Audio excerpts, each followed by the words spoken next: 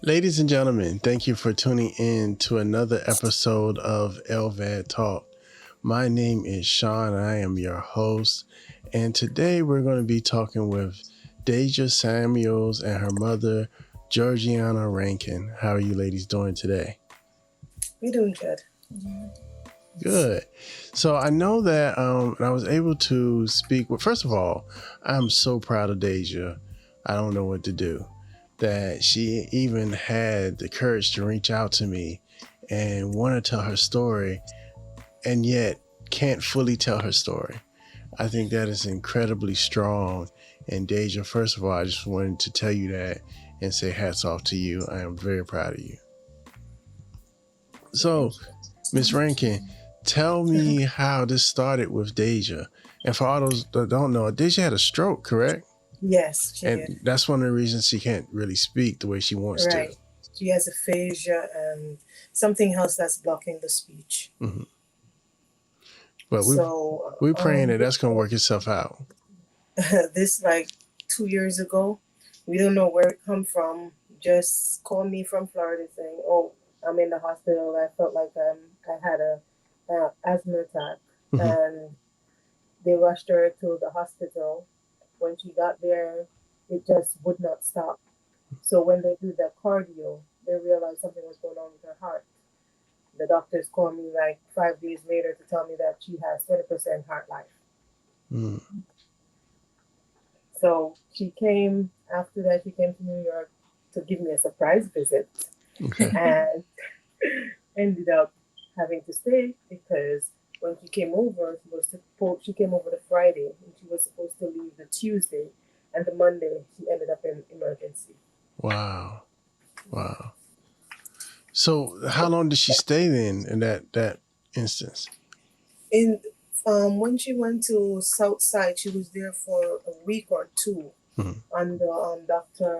What's her name? Morales? Dr. Morales. And she said, listen, you're going to need a specialist. You don't need a PCP. Mm-hmm. You need a specialist. So she recommended all the best of the best. Mm-hmm. And that's what we got at Northwell Health in Manhasset. Okay. So how? So go ahead. It's long, but it can be cut short.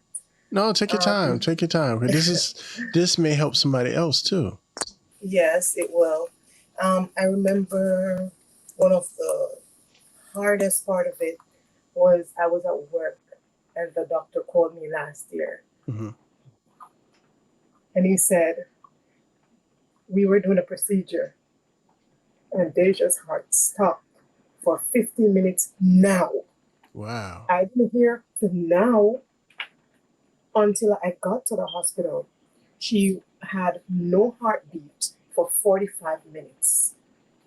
None. She was out, dead. Uh-huh. And they just continued pumping. They just continued. They said they weren't going to stop because she's young, so they know she has that life in her. Right. And continued. 45 minutes. She was like out. She knew nothing. They put her in induced coma. Mm-hmm. So she was on ECMO at that time. And I tell you, to go and see your child in a position like that, everybody's like, oh my God, mommy, you're so strong, because they've never seen me cry. Mm-hmm. And I was there at the hospital every day, night and day. And I remember one of the doctors said to me, mommy, well, we'll see what happens the next 72 hours, because this is critical time. Mm-hmm. We'll see if she wakes up. Mm-hmm. And I said, no, when God wake her up, not if she wakes up, because I know I serve a mighty God. And he sit high and he looks low. And prayers he always answered. Mm-hmm. So I am on my knees and I am praying and I know she will wake. Yes, and ma'am. I just take it from there. Yeah. Every day. every day. They said that visiting hours were 12 o'clock, and I got there from 12. And 9, 10 o'clock, I'm just leaving. I never give them a break. That's a good mom right there, though. I never give them a break. I never allow them to have a chance, to even call me to say, oh, mommy, we need to do this. I'm always there. Mm-hmm. Always. And thank God for my job. They understand exactly what's happening. So they allow me the time to just take care of her. Yeah, that's awesome. So Yeah. that's a miracle. That's a couple miracles right there. Yes, it is. And she Yes. continues to be a miracle.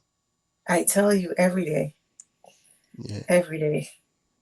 Girl, don't be blushing. Don't be blushing. We talking about you. That's right. So after that period, all right, so she was all right, so her heart stopped for 45 minutes. Mm-hmm. And eventually I guess they got it started through compression, CPR, Yeah. and such. Yeah, they did.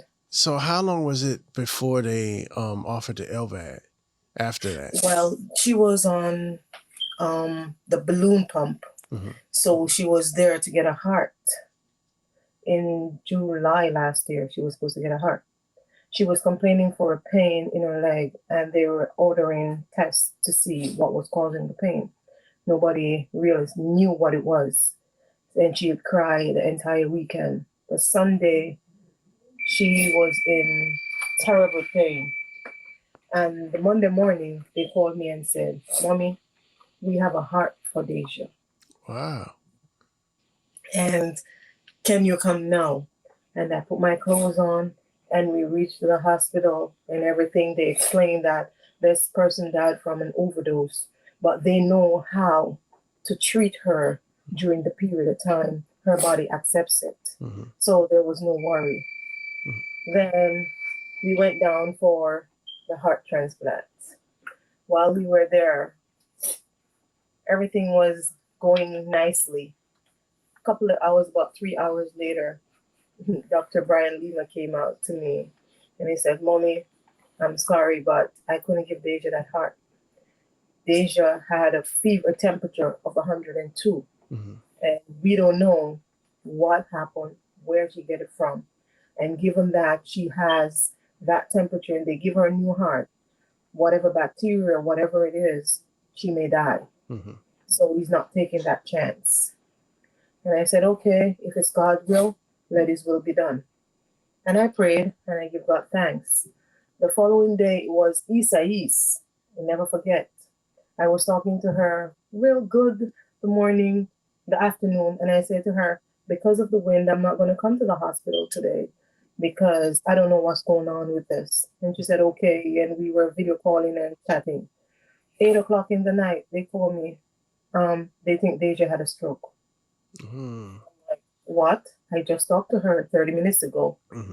The nurse said I was with her and I was talking to her and I just realized her face, no reaction. Mm-hmm. When they took her, they called me up. They said they're going to do a scan to see what's going on. It was a very small blood clot, less than a pea grain, that hit her brain. And they suctioned that out. And after that, it was just, I don't know, it's just a miracle. Because right there, I started praising God even more. Mm-hmm. Because I'm saying, Lord, given that she has gotten that heart and that stroke, she'll be dead. Right. So I said, Lord, you know best. If it's not your will right now, let her testimony be. Let my testimony be. So we just continue praying and we just give God thanks that she didn't get a heart, even though we wanted her to get it. We understood that his plan is not our plan. Right. And 2 days later, when she woke up, all she was like is eep, eep, the beeping sound from the monitors. She couldn't talk. So all she was, eep, eep, mommy. That was the only word she could say, mommy.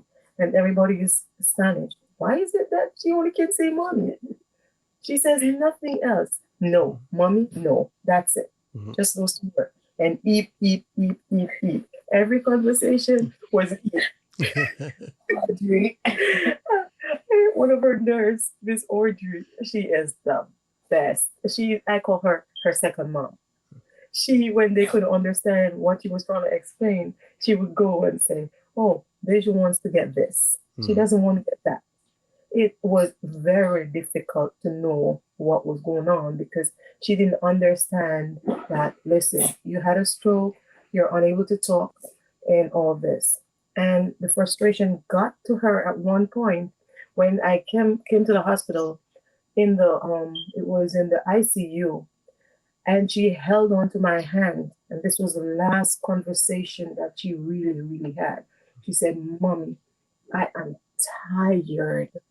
I'm tired of fighting. I am tired. I just want to rest. Please, mommy, please, no more, no more." And the nurses were brought to tears with that conversation because that was all she could say. Mm-hmm. She was just tired. And I said to her, "Dèjá, will you continue to pray? Because God is listening. He hears you. That sweet, soft voice, He hears it. So just continue to pray. Just continue to hold on." And here she is today, holding on. She has an LVAD. Right after, a week after that, they decided to give her the LVAD because the deterioration of her heart Mm-hmm. is so bad, so weak, and she was having a lot of other complications. So they say, you know what? Give her the LVAD and give her another chance. Let her do what she got to do. Mm-hmm. And miracle is here today. By my count, that's at least 1, 2, 3, 4 miracles. You're keeping count. So yeah. So okay. So now, what was it like her coming home with the LVAD? What was the What? adjustment? Because I know you're already dealing with the effects of the stroke. On top of that, plus what you have to do with the LVAD. Well, Kathleen Davis and Ashley, we have two Kathleens, Mm-hmm. and both of them, they gave me a booklet to read to understand. Oh, she went to Kathleen's class Mm-hmm. because she had an LVAD class before she was even signed up for the LVAD. She would go just to learn what it was all about. So it was easy for her, but for me, I had to learn. Mm-hmm. So they taught me how to change the dressing, what to look for in the batteries, what to look for on the monitor if it beeps, what to plug in, which one to plug in first, and all of that. So I had to do like a course Yes. in knowing before she came out of the hospital, and she's like, "Mommy, home, home, mommy, home." So she was like telling me, "Mommy, please read and understand so I can go home. It's on you for me to go home." She was just saying that in her actions because she couldn't say it in her words. Yeah. Yeah. Because that's how it was with me. They made sure that whoever's going to be home with you took the class and knew how to deal Yeah, with it once you got yeah. home. And How it's a old, second chance of life. how old is Dèjá? Dèjá is good. How I mean She how old is she? she's 23 years old. Oh girl, you got a long way to go. Yeah, she's 23 years old. We found out she had a heart problem at 21. Okay. Yeah. So here she is, one of the youngest person I know, and one of the strongest and the toughest person. This girl will feel pain at 10 Mm-hmm. and pretend she's not in pain until the pain reach 15. Then Understanding. she cries out. She holds it. She's a hard cookie. And you may not realize it, but you're also a role model by just going through what you're going through. Yeah. And I can tell just by your spirit that you're a fighter. So Oh, yes. I'm really excited to see what is in your future. Me too. She'll excel. She'll do good things. Right now, I think she's on an Omni 30 days Mhm. for her heart. So we just continue to pray and see. God works. I depend on Him. Yeah. It's As not long on as you do, us. as long as you do, he'll always take care of you. Yes. Yes. Always. I don't know how people will say, "Oh, there's no God," but I'm sorry. I know I serve one. And especially so going through this process, like I'm a church kid. I was raised in the church. I joke. My mom tells me all the time I was born in a Sunday, and then the next Sunday I was in church. So all my life, it's nothing new to me. But I Yes. know this process, when I went through this process, brought me closer to him and let me understand where I fit in this process and where he fit in this process. And I tell people all the time, I've been in church all my life, but when I went through this was the first time that God clearly spoke to me and let me know that, he's in charge and we're going by his plan, and don't worry about it, because if you be faithful, he's going to take care of you. Yes, he will. I remember she was like an athlete. Mhm. This girl do basketball. She do softball. She do shot put. She do cheerleading. So when someone who does all these activities and you're gonna say, "Oh, you have a heart condition at 21 years old," I'm like, "Huh? Where did this come from?" Mhm. But with all of that, we still give God thanks through all of it, through it all. I remember when she woke up because I had to get a priest to come and pray for her. And when he came in and he prayed, and she woke up the following day, I said, "Dèjá, are you okay?" She's like, "Yes, drink and I'll be whole." And I'm like, "What?" Mhm. And he said, "Drink and I'll be whole." And I'm like, "Thank you, Jesus. I know that's you." So, Dèjá, I know you may not be able to communicate the way you want to, but what do you want out of life? Just give me one goal. What do you want to do with your life? And you can type it however you got to communicate it, but let me know. I want to know what you want to do.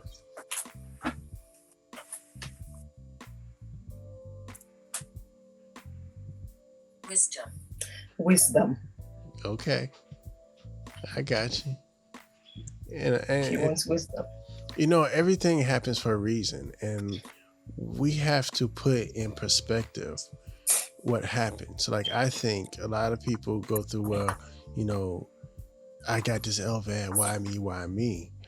And going through this process, especially now with having a podcast and talking to other people, I kind of flip and want to say, God, thank you for making it be me. Because, you got to take the good out of the bad, and maybe this is my purpose, There you go. Maybe this is my purpose. So I know that there's a purpose out there for Dèjá. And again, she reached out to me, and that takes a lot of courage. And, I really appreciate that. And so, Dèjá, you're a hero to me. Thank you. You're welcome. Mommy, is there anything else you want to add? I just want to say that anybody out there who are going through this that I'm going through, be strong. Don't be discouraged. Pray to our Heavenly Father, because He's always listening. Never give up, because He never leave us nor forsake us. And no matter what we do, there's always a light at the end of the tunnel. So just give God thanks. So from time to time, if you guys don't mind, we're going to just check in with you and get updates. Anytime you guys need anything or just want to talk, got questions, contact me. Dèjá knows how to get at me. I know she does. So, ladies and gentlemen, this has been a conversation with Dèjá Samuels and Georgiana Rankin. She is definitely an LVAD all-star. I want to thank you guys for your time, and we're going to do this again soon. Yes, we will. Thank you very much for your time, Shawn. Anytime. Have a blessed day. Anytime. Ladies and gentlemen, I am Shawn, the host of LVAD Talk. Check out the new website, www.lvadtalk.com. This is Dèjá, Miss Georgiana, and we are out.